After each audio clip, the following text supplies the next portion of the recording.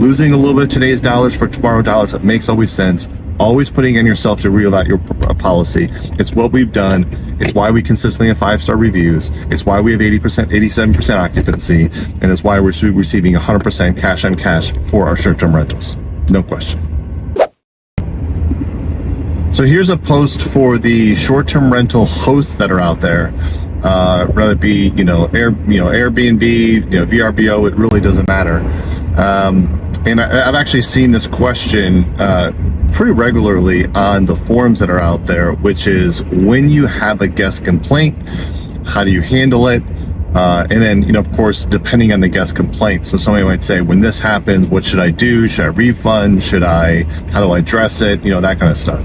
There are numerous occasions that we'll get a complaint for something. In this particular case, we got a complaint that our hot tub didn't heat up properly.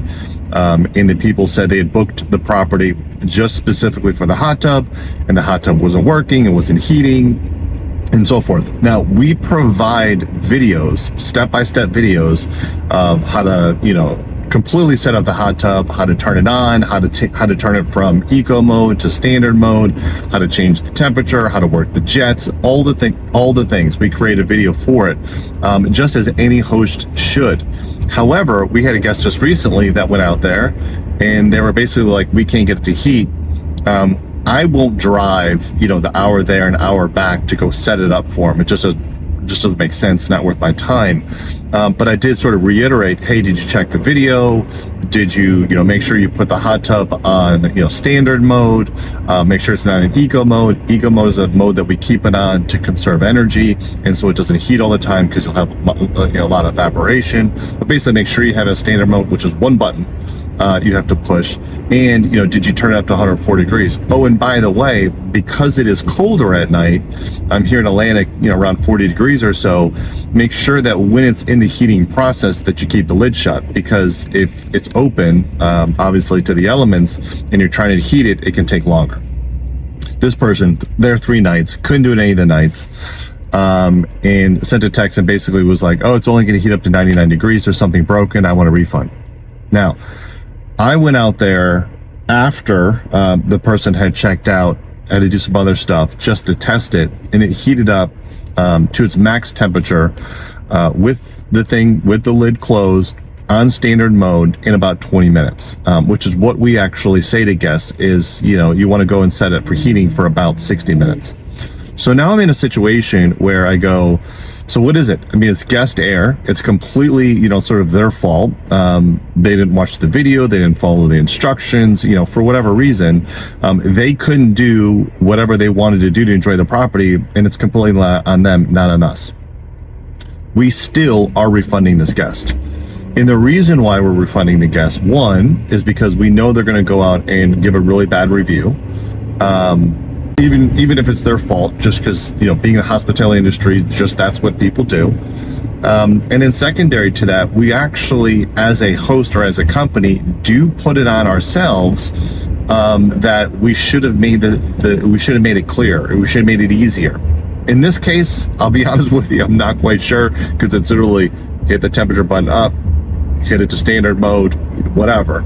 However, we always put it on us as a company, because we say, listen, if our guests are confused in whatever we're asking them or needing them to do, if it's confusing, that's on us. We should make it clearer in some particular way. What is the step that we can do?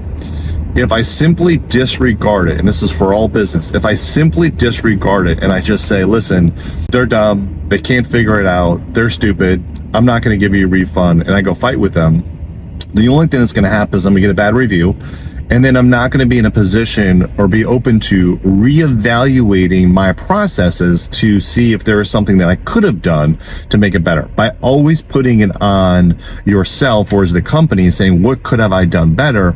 You're basically forcing yourselves to reevaluate your procedures, your steps, whatever it is, your instructions, to ensure that you've done everything you can do.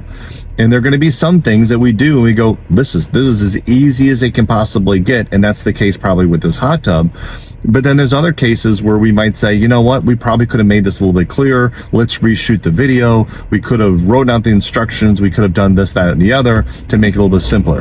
And so in good business, you should always put it on you as the company, and, you know, apologize for whatever the situation is, even though they're in the wrong.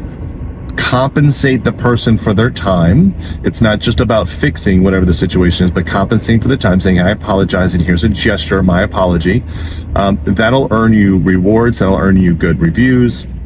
I don't know if this person's going to post, but we've done this in the past. A lot of times they said, hey, we had a couple of hiccups, but our host solved that problem really quickly. We're very thankful. Love the house, love the host, highly recommend. And that's what we're looking for.